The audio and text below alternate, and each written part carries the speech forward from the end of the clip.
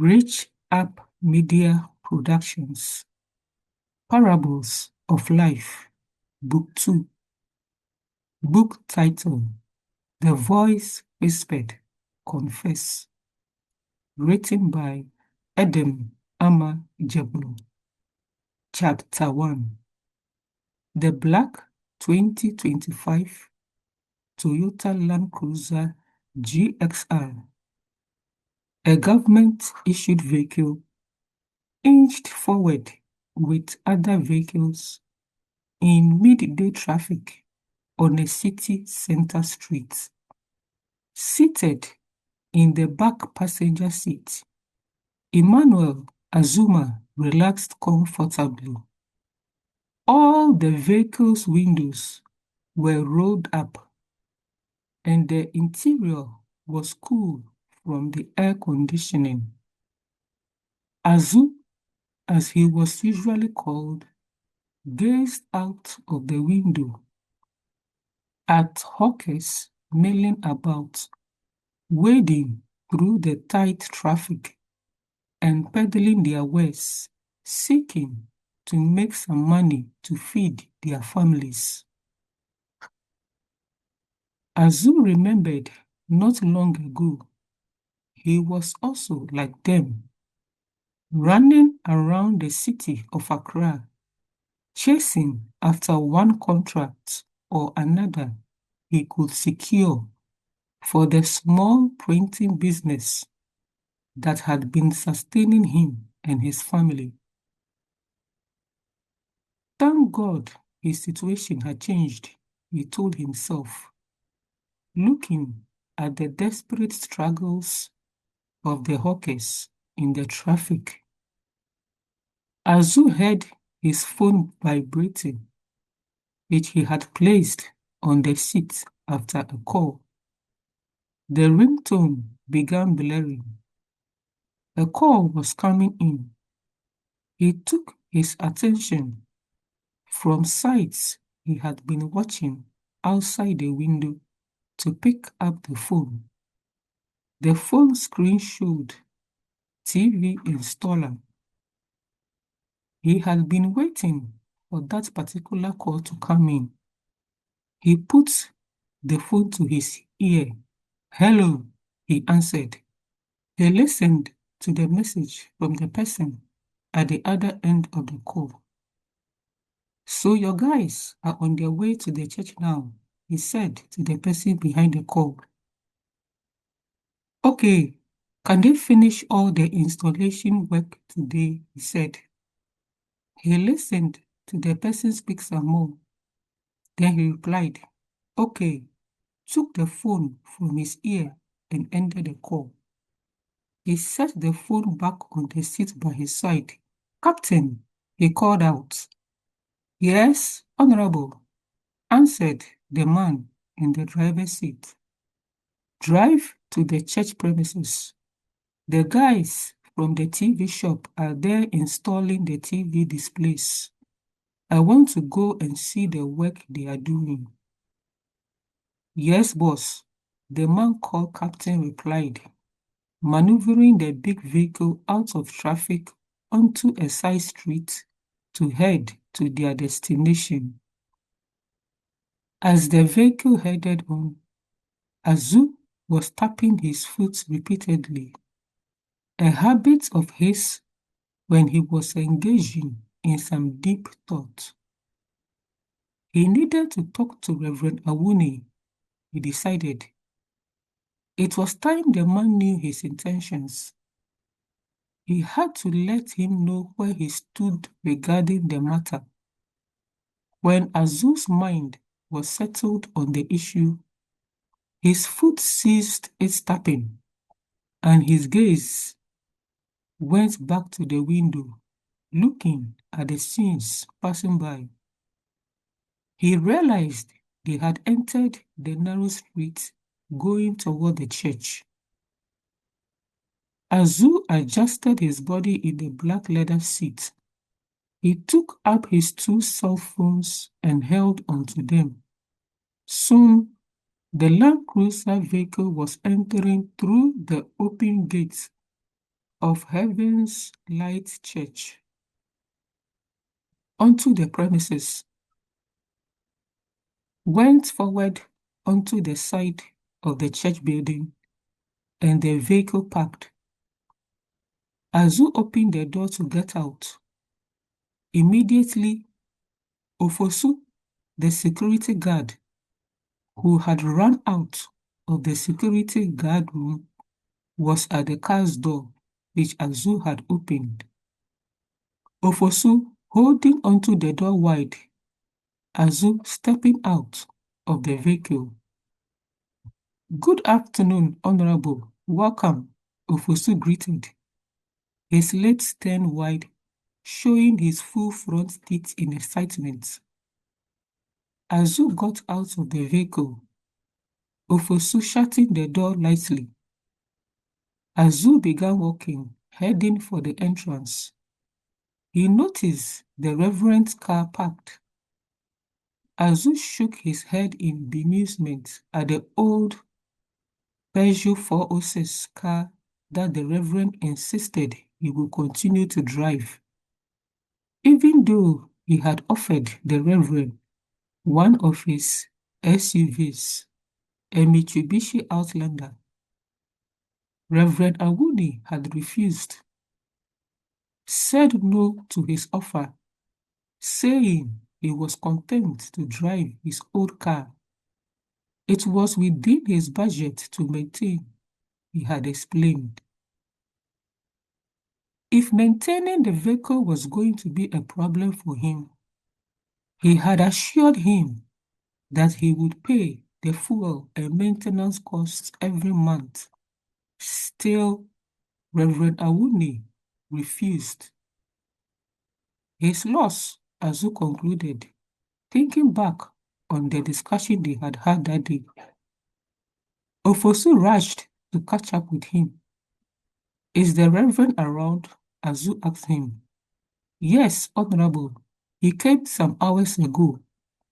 I think he will be in his office," Ofosu answered him. His hands folded and kept at his back as he kept pace in walking at Azu's side. Azu, observing Ofosu's behavior, cast his mind back just a few years ago, when he would not even receive a good morning greeting from the security guard. Now that the circumstances of his life had changed, he was being greeted with respect and almost hailed as a king. "I will be at the security guard room in case you need me to do anything for you," Ofosu said when he could not follow Azu any further into the church room. "Sure, I will keep that in mind," Azu responded disinterestedly. As Azu neared the church doors, he looked at the power generation plant to the side, which he had bought for the church. The security guard room he had constructed, which had not been there before, fitting it with a small fridge and flat-screen TV, and beautifully gleaming on the church boundary wall, the decorative stones he had paid to be done on it. Azu was pleased with himself for all the support he was investing in the church. He climbed the short steps, ushering him into the church auditorium. Chapter 2. Azu heard the shouting of male voices as he walked inside. Far in front of the podium, he noticed two men lifting the large flat-screen television display out of the box. Azu lifted his eyes to the wall where it was supposed to be mounted and saw that they had fitted the hooks there already for their nest stacks. Azu walked to the front where the men were working. He looked at the extra 4 television displays still in their boxes on the bottom side of the podium of the pulpit. 𝐲𝐡𝐞 thought of all the things he had been able to do for the church in the past 5 years. Before, he couldn't have afforded to purchase one of the TVs that the men were installing. Now, he was in a financial position to do so much. People now call him honorable. He was appointed a personal aide to the President of the Republic of Ghana. The political party he was a member of, New People Party, had won the national presidential elections. Since then, life for him had changed. His status in life had become elevated. He worked in the office of the president, had access to many opportunities, and with that, the financial means to provide all the support the church needed. He cast his eyes to the low podium at the side of the pulpit, where there were the musical instruments he had bought for the church to replace the old ones. The church had its annual harvest the previous month, and he had surprised everyone with the purchase of a completely new set of musical instruments and everything that accompanied them: amplifiers, mixers, sound speakers, and other equipment in addition. Honorable 𝐲𝐡𝐞 turned. He did not hear the footprints of the Reverend come up behind him. He had been lost in his own recollections. "Good afternoon, Reverend," 𝐲𝐡𝐞 remarked. "Have you been here for long?" the Reverend asked him. "No, not very long," 𝐲𝐡𝐞 replied. "I came round to check on how the young men were installing the TV displays."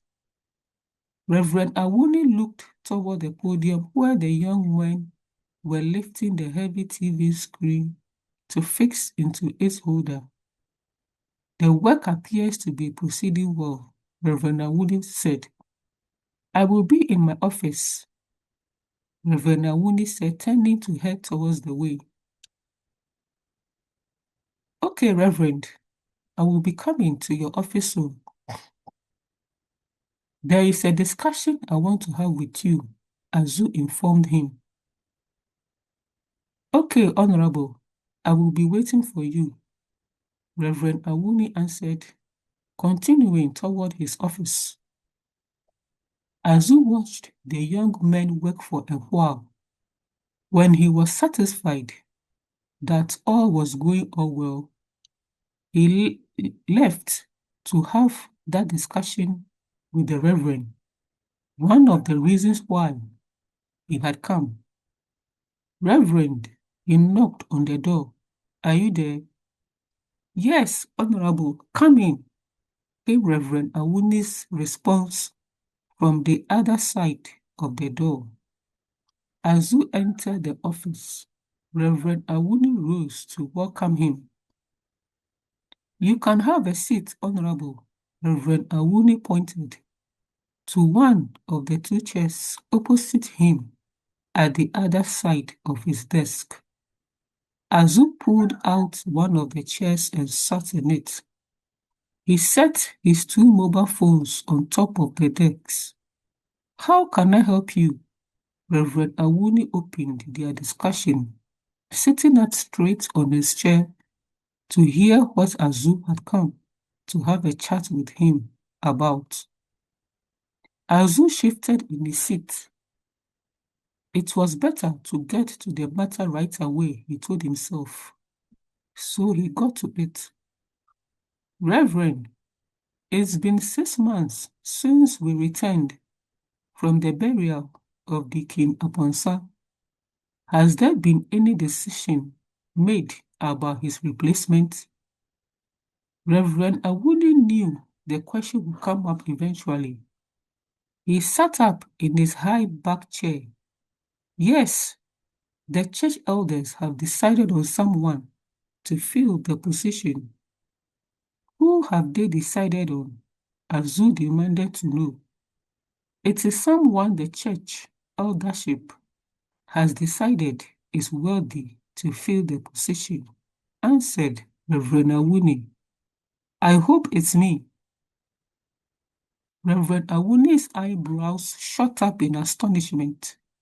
He didn't know how to answer Azu. I'm sorry, it's not you. Reverend Awuni replied. What? Azu said in disbelief and shock. How come? He asked, astounded. The person chosen has been with the church for a long time and has worked hard to serve the church in many ways, Reverend Awuni explained to Azu. Who has helped the church in recent years more than I? Azu demanded. Honorable, I know you've done much for the church, and God will reward you graciously for your efforts. But the person being chosen for this deaconship position has been with the church longer than you and has been serviceable to the church growth. What better service is there than providing for the church what it needs? Azu, very much upset, retorted. As I said, Honorable, the good Lord will reward you greatly for all you have sacrificed for the church, Reverend Awuni said calmly. What of my reward now? I'm deserving of it, Azu declared, insisting. The air conditioning in this office, I bought it. The soft woolly carpet that we are stepping on right now, I bought it. Just last month, I replaced all the musical instruments and sound sets for the church. I bought the church's electricity generator plant. I built the security guard post. I have purchased a bus for the church and also helped many youths in the church enter the government security services. Even now, downstairs in the church auditorium, a set of new television displays is being installed. What else do I have to do to be rewarded by the church? He said. Reverend Awuni was silent. He had no reply to give to Azu, the sort of answer the man wanted to hear. Azu sat up in his seat, both hands spread out wide on the Reverend's desk, boring his gaze into the Reverend's face. The Reverend knew it was best to remain silent in the tenseness of the situation. Azu was fuming under his breath. He was angry. He bolted up from the chair and kicked it backward with his legs, collected his phones from the Reverend's desk, walking out of the room. Reverend Awuni, when the door closed behind Azu's departure, let out a sigh of relief.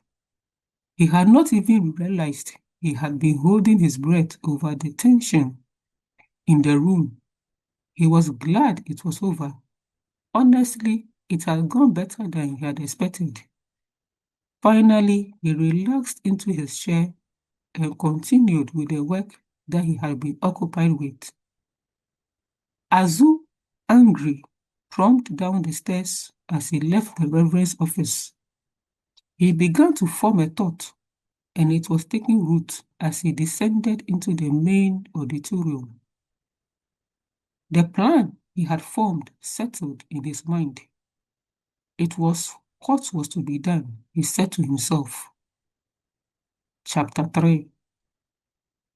Azu got out of the church, down the short steps at the entrance door, his face sketched with a frown he had been holding onto from the Reverend's office.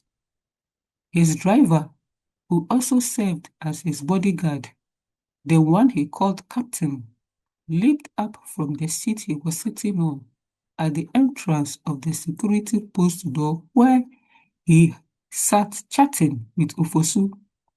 He saw the look on his boss's face. He ran ahead to open the passenger side door of the car, held onto the car's door wide for his boss, who heaved his body into the black leather seat, and he pushed the door closed. Captain rushed to the driver's side, got in, and turned on the ignition to start the engine. He knew something was up with his boss. He had worked with the man long enough to know not to ask questions, only follow the orders he was given. He moved the big vehicle out of the parking and made its way to the main gate, exiting the church premises. Captain focused on taking the car clear away from the vicinity of the church. He raised his right hand to the rearview mirror, acting as if he was adjusting it to see the back road properly, when in truth, he was taking a glimpse at the face of his boss. He wondered what had irritated him inside the church, that he came out looking angry and furious. When he saw that the anger was still set on his face, he let go of the mirror and concentrated on his driving, wondering what had troubled his boss to get him into this mood. 𝐤𝐡𝐢 in the back seat, his head turned to the side, looking out of the window, but his attention was not on anything outside. He was rather focused, thinking hard on the thought that had taken over his mind when he had left the church, his hand on his knee, his leg moving as he tapped his foot rapidly in consonance with his rapidly moving thoughts. The conversation with Reverend Awuni played through his mind many times. His heart pressure always rose when he recalled what the Reverend had said to him, that someone else had worked harder and had shown better commitment to deserve to be given the deaconship position instead of him. Why not him? Came the blasting demand that rushed into his mind once again, provoking him to anger. The thought that had come into his mind when he had walked out of the church kept inserting itself into his thoughts. He refused to entertain it, but it felt satisfying as an answer to make him stop feeling the rage that was boiling inside of him. The church deserved what was to be done to them, he determined, deciding to carry his plans out. He felt no guilt over it. It was his money anyway, he used in the purchase, so he was taking back what belonged to him, he said to himself. When he settled on the matter, his stamping foot calmed, and his fast beating heartbeat settled to a normal rhythm again. He was now able to relax in the seat since he had entered the car after stomping out of Reverend Awuni's office. 3 days later, 𝐤𝐡𝐢 was in his office. He called Captain to appear in his office. There was a knock on the door, and it opened as Captain put his head through it. "Boss, you called for me?" Captain asked him. "Yes, Captain, come in," 𝐤𝐡𝐢 admitted to him.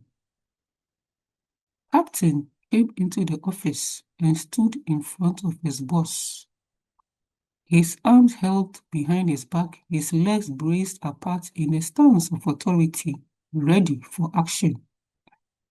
𝐤𝐡𝐢 leaned back in his big swivel chair. Captain's eyes were alert, waiting to be instructed on what his boss wanted him to do. 𝐤𝐡𝐢 had absolute trust in the man standing before him, whom he had chosen as his personal security guard and driver. He could not remember how many times he called the man by his real name. Captain was always what came to his mind whenever he wanted to call him. When he had first introduced himself to him as one of the political party campaign rallies, on that day, there had been a rush in the crowd, and the man had put himself in front of him to push the crowd away. He had been very instrumental in directing the other political parties' foot soldiers to help control the crowd. It was what had led the other young men to begin calling him captain, and the name had stuck to him. 𝐤𝐡𝐢 stared at his right-hand man. He trusted him with the mission he was about to commit to him. He leaned his arms on his decks, looking straight into Captain's face, and said to him, "I want you to carry out something for me," he said. "It is very urgent." "What is it, boss?" Captain asked eagerly. "I'm ready," he assured him. 𝐤𝐡𝐢 told him what he wanted done. "Yes, boss, it will be done immediately," Captain said. "Is there anything else, boss?" Captain further asked. "The task I just gave you is the most important right now. I want it done," 𝐤𝐡𝐢 said to him. "Yes, boss, I will be on this right away," said Captain, turning to exit the office to carry out what he had been ordered to do. Chapter 4. Some days later, two friends, 𝐴METO and Solomon, whom all his friends called Solo, met at their usual eatery place, sitting at their usual table. Solo took a small glass with the colorless alcohol, put it to his lips, downed it in a gulp, and smacked the bottom of the glass back on the table. "We have a new job come to us," 𝐴METO said to him. "What job?" Solo asked him, downing another glass of the transparent liquid which he had ordered for himself. "We are to break into a church and steal their musical instruments and their TV displays from the walls. That is a lot of work for one night. I hope we will be paid well," Solo said to him. "Where is the job coming from?" he asked again. "You know our friend George. He referred us to a certain man called Captain, who is contracting us for the job," 𝐴METO said. "When does he want the job done?" "Immediately. George said if we are ready, we should contact the captain. He gave me his number," 𝐴METO said.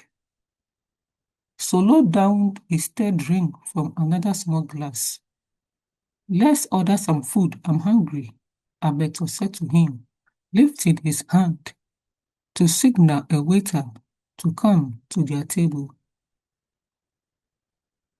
It was not long afterward that, on an evening, inside the security guard room at the church premises, 𝐓𝐡𝐢, the security guard, was on night duty. It was deep in the night. He was watching television, trying to stay awake by keeping his eyes on the screen, on the program being shown. He felt the vibration of his phone in his pocket. Then the ringing tune started blaring. He took out the phone and stared at the screen. He saw the number displayed on it. It was a number he did not recognize. Skeptically, he pressed the green receive button, putting the phone to his ears. "Hello," he answered. "Am I speaking to Nathaniel Ofosu-Kwarteng?" A female voice inquired at the other end of the phone line. "Yes," Ofosu answered, perplexed about who it was that knew his full name. "Your wife and son are currently on admission here at the Radiant Way Hospital. A fire outbreak occurred at your residence, and your wife and son suffered some injuries and were brought here for care, the lady relayed to Ofosu. I'm a nurse here at the hospital. I spoke to your wife, Cecilia Kwatin. Your son's name is Nana Kwabena Kwatin. Ofosu, who had bolted upright on his feet when he heard his wife and son's name mentioned, being told that they were at a hospital, shot out of the door of the security guard room, bolted it shut, and was out of the church main gate, rushing out onto the road. He almost shot into a run to be on the way there, but he didn't want to draw attention at the deep of the night to be thought of as a thief trying to get away. So he kept to a brisk pace of walking. He felt the vibration of his phone in his pocket again. So he slowed his steps as he retrieved the phone from his pocket and put his head down to stare at the screen. The next thing he realized, he was shoved to the side, and arms grabbed his arm. His cell phone was kicked out of his hand. He did not even get the chance to speak when there was a punch to his jaw. His hand tilted backward.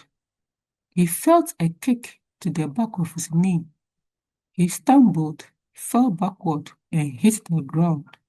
He grunted from the pain of the shock of it. Legs began kicking him to the stomach, his back, his head, and his legs. Ofosu felt he was being kicked in every part of his body. "Don't kill him," he thought he heard one of them say. He grunted from another kick to his groin. The man who hired us said he wants him disabled, not damaged, one of them said to the others. He just wants him to be incapacitated, not dead, the one who spoke said again. "I think that's enough. Let's stop. Stop. We've beaten him enough," the person said. Ofosu heard muffled footsteps running away from him. He could barely hear well. There were ringing sounds in his ears from the ache of the constant smacks from the kicks that had been striking him. Ofosu tried to turn, but he yelped out from the pain in his back. He couldn't move. He just lay there, hoping that he would not die from his injuries before daybreak. Some minutes after Ofosu had shot out of the church gate on the way to see his family, a van arrived at the church's gate. It went through the gate, which Ofosu in a hurry had not locked when he left. The van moved to the side of the church building and parked. The front passenger side door opened, as well as the driver's side, and the two occupants got out. They were clothed in all black attire. Together, they moved to the entrance to stand before the burglar-proofing gate. "How did you get the key?" Solo whispered. Ameto turned the key in the lock, turned it several times to the end. "The captain supplied it when he assigned us the job," Ameto said. "How did he get it?" "I do not know, and I did not ask. It wasn't my concern," Ameto replied. Slowly, he drew the burglar-proof gate open and then put another key into the lock of the glass door behind it and opened that door too. The two of them entered the church auditorium. Ameto branched to the side. "Where are you going?" Solo asked him. "To turn off all the outside lights," he said. Solo turned on the dim yellow flashlight he was holding toward the side of the church podium where the church instruments were. 𝐲𝐻𝐞 came to join him. "Which and which are we picking?" Solo asked, pointing the flashlight to the instrument set. "We are to take everything," is what the captain demanded, 𝐲𝐻𝐞 said. "That's a loss." "Yes, it is. So let's start on it and be done fast," 𝐲𝐻𝐞 said to him. So one after the other, the two young men began collecting all the musical instruments and taking them to the van parked outside. They took everything as they had been ordered to do, including the larger speakers, mixers, amplifiers, microphones, and even the drum set. There was nothing left there that could be used to produce any sound or music after they were done. "That was the last one," Solo said, pushing the keyboard stand into the back of the van. "We are not done yet," 𝐲𝐻𝐞 said. "What's left?" "We've collected everything," Solo insisted. "It's left with the television displays." "That too," Solo exclaimed, forgetting about it. "Let's get it done quickly so we can leave," 𝐲𝐻𝐞 said to him. When they returned to the church auditorium, Solo was walking ahead, away from 𝐲𝐻𝐞. "Where are you going?" 𝐲𝐻𝐞 whispered loudly at him. "You are the tallest. Climb and get the TVs down. I want to take a look into the pastor's office," Solo remarked, going. "Hey, get back here. Let's finish the job." 𝐲𝐻𝐞 tried to stop him, but Solo was already walking ahead, not taking heed of his friend's demands. 𝐲𝐻𝐞 hopped out in frustration. He knew he would have to complete the rest of the tasks by himself. So he climbed a chair, lifted his arms, and set to begin lifting the flat television displays from their hold. Some minutes later, when he was done putting 4 of the TVs in the van, Solo had not yet come out of the pastor's office. "What is he still doing in there?" 𝐲𝐻𝐞 wondered, pulling the van door closed, irritated at going back into the church in search of Solo. "What are you still doing in here?" 𝐲𝐻𝐞 spoke, entering the pastor's office. "We are not supposed to be here," 𝐲𝐻𝐞 said to Solo in irritation. "We should be on our way," 𝐲𝐻𝐞 reminded him. "Relax.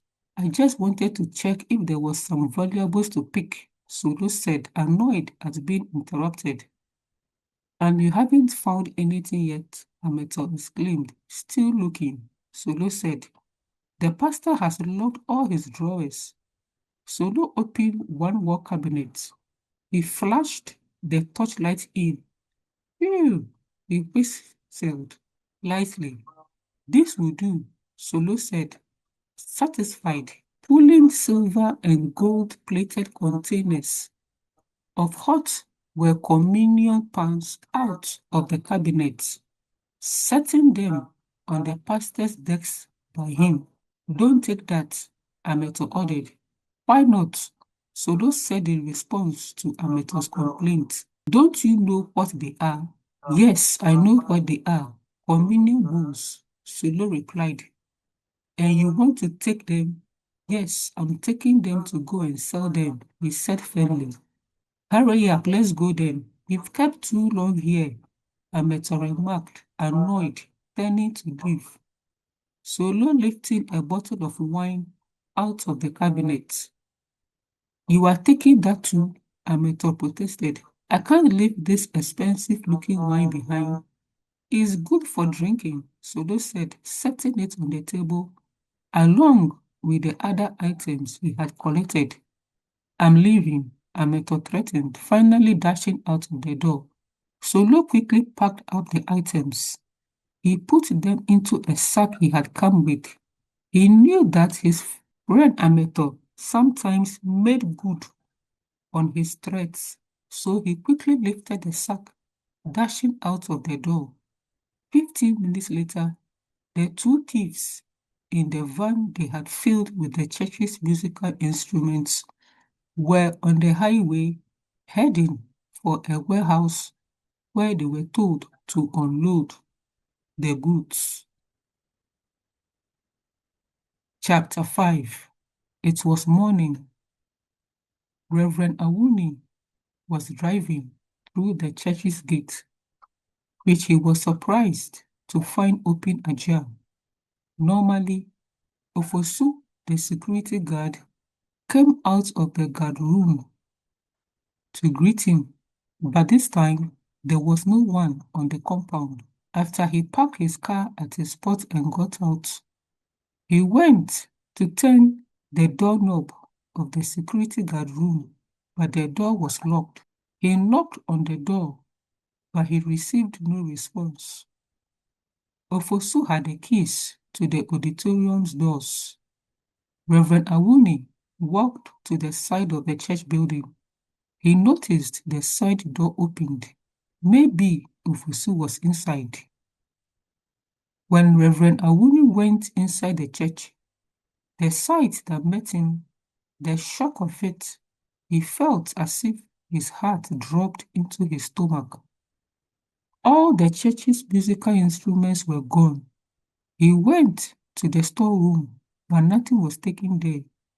He saw that the TV displays affixed to the walls were also gone. These were just installed a few days ago, he reminded himself. How was he going to tell the church? Reverend Awuni remarked to himself, shock filling his body. He went to his office to see if it had also been broken into. As he was reaching it, he saw the door open ajar. He went in and saw the long cabinet broken into. The silver and gold communion bowls and cup had been taken. His heart sank in desolation over the whole situation. The church had been robbed. Where had 𝐓𝐡𝐞 been? He took out his cell phone. He dialed 𝐓𝐡𝐞's number. The person you are trying to call cannot be reached at this moment, came the voice message. He kept dialing the number and kept receiving the same voice message. Reverend Awuni knew he needed to report the robbery to the police. He locked up his office and headed out on the way, hurrying. The whole way he drove, going to the police station, he kept thinking, how was he going to break this news to the church? The blame would be on him as the leader, that he and the leadership of the church had been negligent. Reverend Awuni took out his handkerchief, wiping his forehead, and there was not even sweat formed there. That was how stressed out he was feeling at that moment. He felt uncomfortable in the seat, shifting his body uncomfortably as he drove on. He felt so unsettled over the situation. He reached the police station. He got out of his car just as the cell phone in his pocket was ringing. He took it out and stared at the screen. It was a number he did not know. He answered the call. Is this Reverend Awuni? Came the voice at the other end. Yes, it is. Who am I speaking to? I'm calling from 𝐤𝐲𝐜 Clinic. A patient severely injured from beatings he received from some thugs says he works for you. He gave his name as 𝐓𝐡𝐞. I'll be right there, answered Reverend Awuni, ending the call. Reverend Awuni entered the police station to report the robbery. A few minutes later, he was back in his car, driving on his way to see 𝐓𝐡𝐞. I received a call telling me that my wife and son were on admission at the hospital and that fire had broken out at the house and they were injured and had been brought there, the person said on the phone, telling me she was a nurse at the hospital.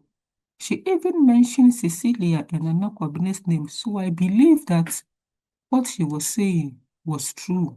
𝐓𝐡𝐞 revealed to Reverend Awuni, explaining what had led him to leave the church security post. I was on the way when some thugs pounced upon me and beat me up, 𝐓𝐡𝐞 said to him. He looked at Reverend Awuni's face. He did not like the look the man of God was giving him. It was like the man did not believe him. I swear to you, Reverend, I did not have anything to do with the robbery. Ofosu protested, coughing, racking through his chest after he spoke. I swear, Reverend, I swear, Ofosu insisted several times, pleading his innocence. It's all right. No need to blaspheme, Reverend Awuni said to him. Ofosu put his head back on the pillow, exhausted from the strain he had put on his strength, from speaking and exerting himself to plead his innocence. Rest and get healed. I will come by later, Reverend Awuni said in assurance to Ofosu as he said goodbye to him. As Reverend Awuni was leaving, he thought of what Ofosu had narrated, thinking about it and concluding that someone had really thought of everything and planned out the robbery. He hoped the police would get to it quickly and find the robbers immediately. He had to go and inform the church elders of the robbery. Of all the years he had been a leader of the flock, he had never found himself so out of sorts in such a stressed out situation. Somewhere at the opposite end of town, 𝐤𝐤𝐤 and Solo had unloaded the musical instruments and TV sets at a warehouse they had been directed to. When their task was done, they were told to leave their van there. Solo, with his sack containing communion pans, a cup and a bottle of wine inside it, heaved it over his shoulder, walking along the side of 𝐤𝐤𝐤 as they left the warehouse. There was a phone beep alert. 𝐤𝐤𝐤 looked at the face of his phone, which he had been holding in his hand, expecting the message to come in. His lips curled in a grin. The captain has sent our payment, 𝐤𝐤𝐤 informed Solo.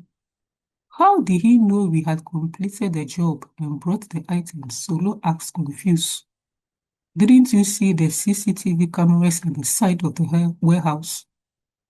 The security guard must have informed him we brought the items, 𝐤𝐤𝐤 concluded. It must be that, Solo agreed.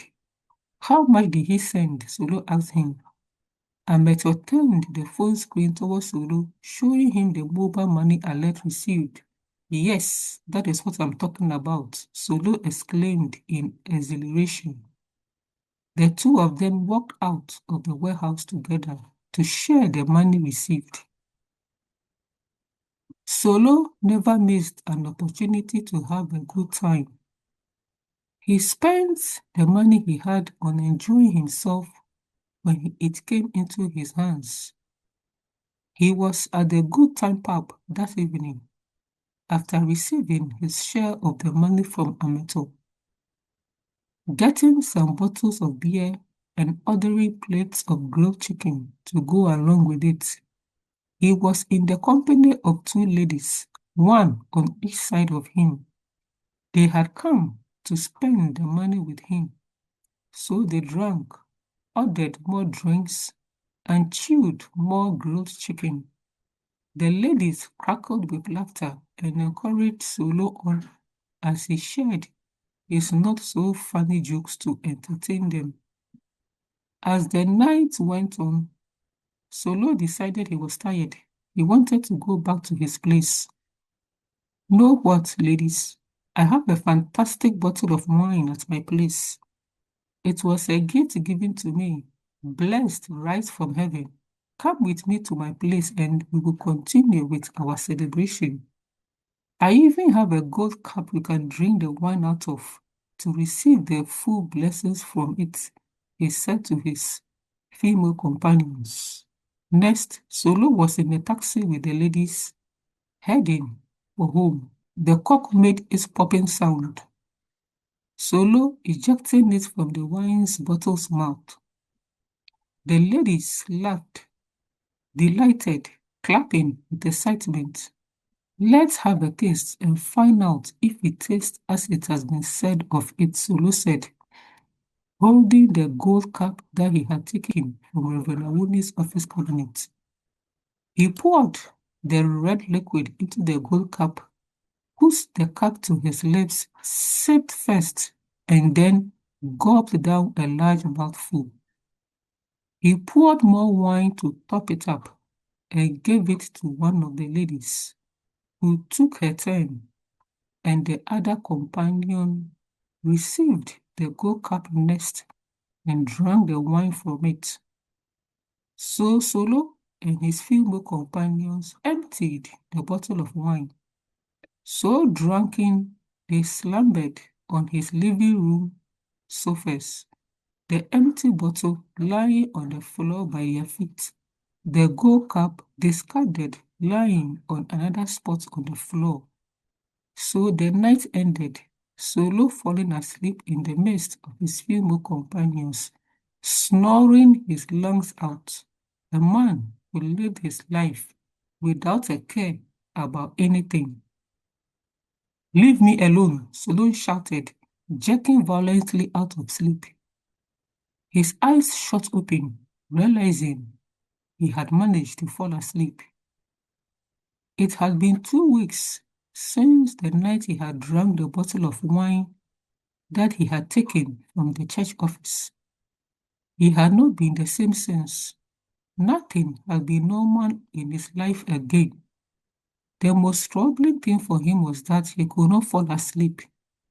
As soon as he drifted into sleep, something terrified him awake. When he closed his eyes to try to sleep, he felt sharp claws running over his body, whispered breath in his ears, a woman's voice whispering to him, "Confess, confess," in a tone of voice that brought shivers down his spine, tormenting him. He would spring up awake, terrified by it. He would look around in his room, but he would find no one. He was being hunted. How could he get free? He did not know what to do. The nightmare had followed him also into the daytime. There were times in the day when he felt something slithering around, moving in his stomach. He could literally see the pattern of the thing moving when he took off his shirt and looked at himself in the mirror. It was terrifying to him. He could not eat. Everything he ate, he vomited up. He felt as if the thing that was in his stomach was making his body reject every food he put into his body.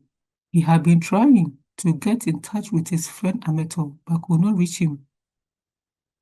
He was walking on a side street one day when he heard a loud honking of a vehicle. He was startled.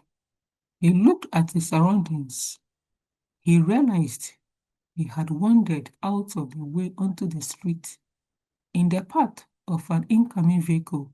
Quickly, he ran out of the road. He must have been sleeping as he walked and had veered onto the street unknowingly. Solo vigorously wiped his face.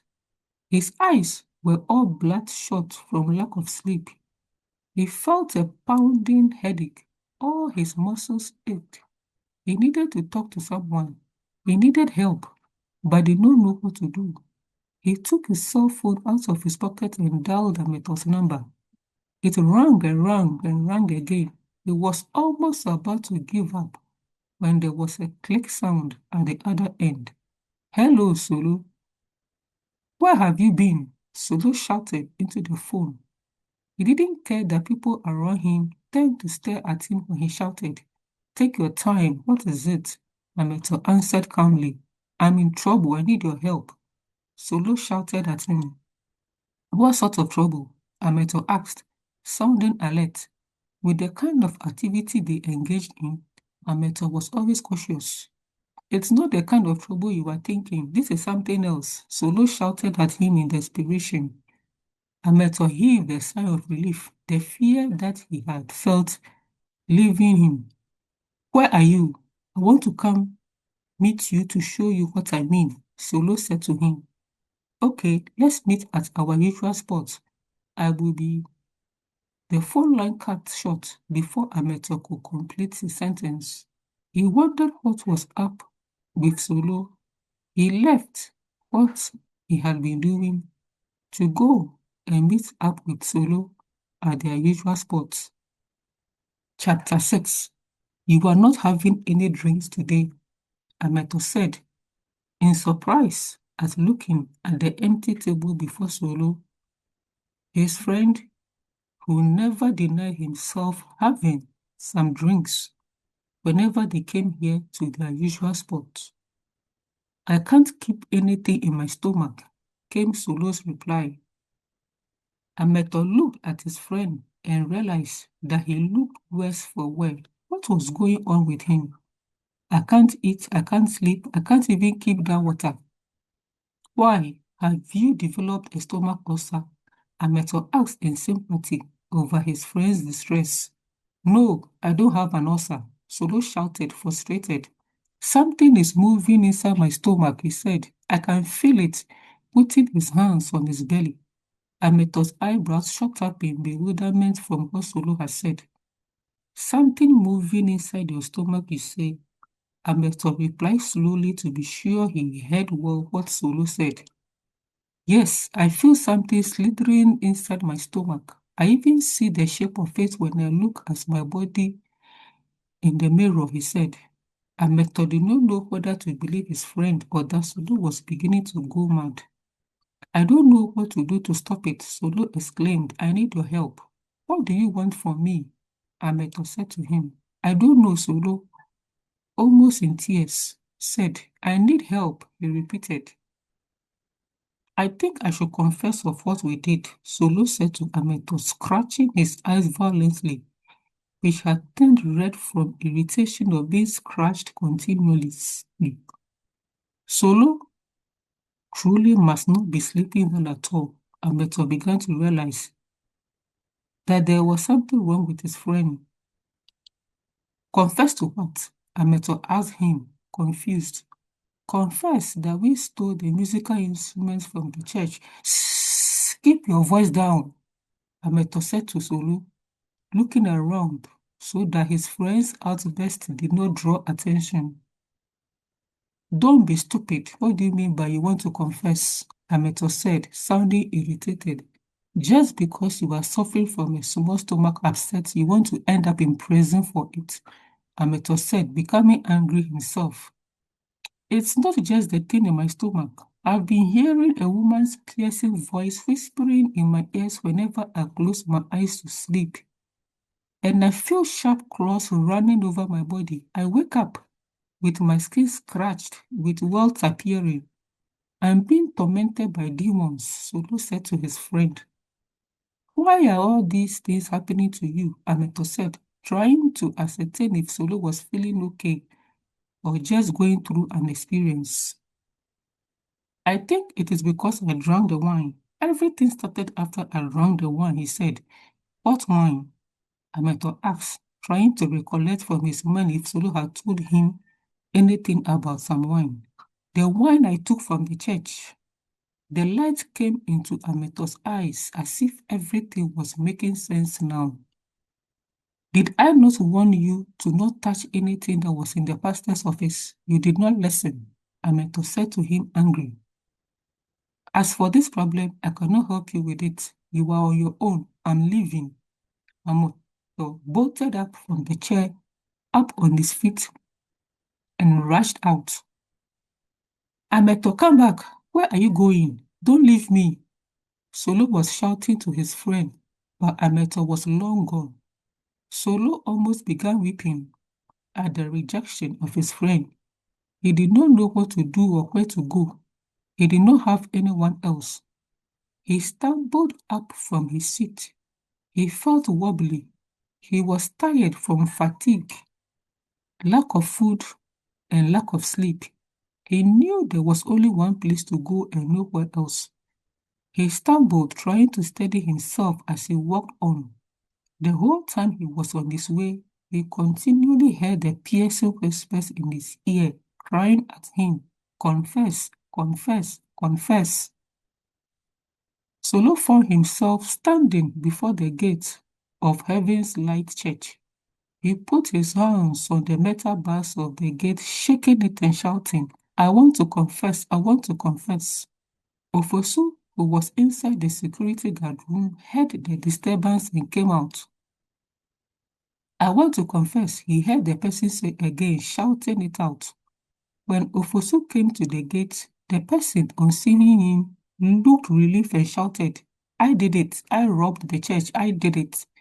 We took the instruments and the TVs. We did it. My friend and I were sent. The man who calls himself Captain sent us. He told us to come and steal them.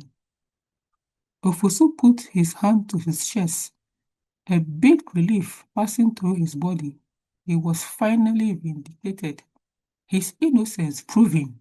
He turned around, let the man still standing behind the gate, who was holding onto the metal bars, gripping it as if leaving it, he would not know what to happen to his life.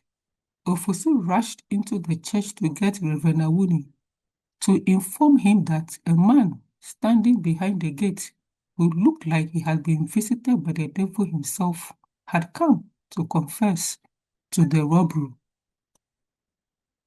The end. Thanks for listening to this audiobook from Reach Up Media Productions. Another story will be coming your way soon. Stay tuned.